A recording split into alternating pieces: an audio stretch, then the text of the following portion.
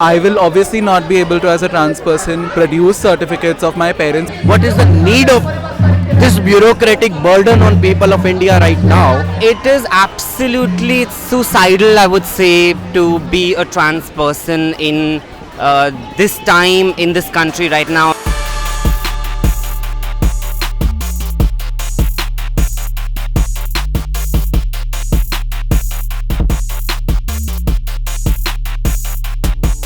Identifying as a trans woman, it is very pertinent, and we have seen that the way in which NRC has been conducted throughout Assam, a lot of trans people, actually most of them, have been thrown out of the list, and that has denied them citizenship and also put their citizenship in peril.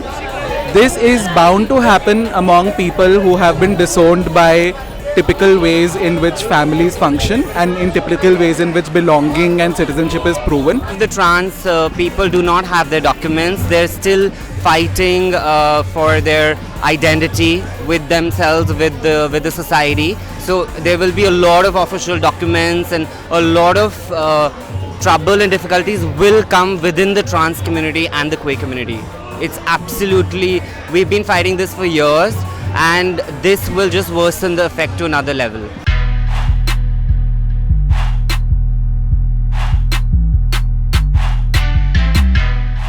I will obviously not be able to, as a trans person, produce certificates of my parents, etc., whom I have not been in touch with, and that is the case with a lot of trans people around.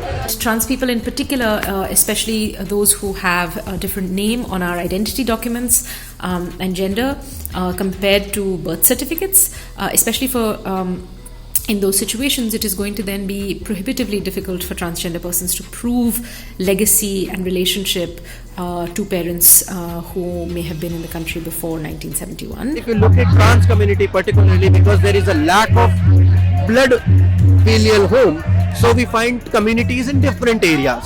Like either trans community will join Gharana or they will find other community living.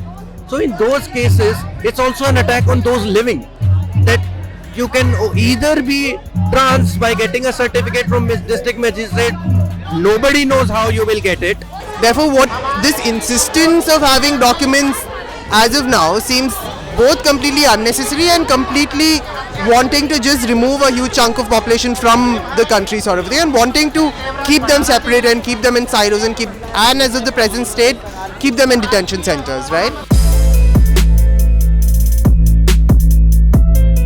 It is absolutely suicidal, I would say, to be a trans person in this time in this country right now, and because we already know that the trans law that has been passed, we know about it, it's in the media, that it is already, you have to prove your you have to prove your transness, you have to prove through a medical examination and everything. And current situation in with the NRC and the CAA, it's the double thing, like you have to fight for where you're coming from, where are your documents, about your ancestors and this and that. So you're already fighting with the gender and with your sexuality and identity, and upon that you give something to fight on your citizenship.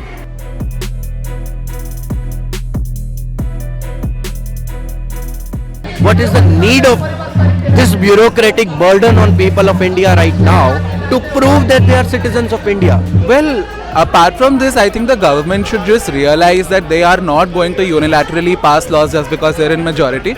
The democratic government does not function like that. Dissent is a huge part of democracy, and when people are dissenting and when people are coming out on the streets to say that this is not a law that is constitutional or that they believe deals with the idea of the nation that was created, then you cannot unilaterally pass these decisions.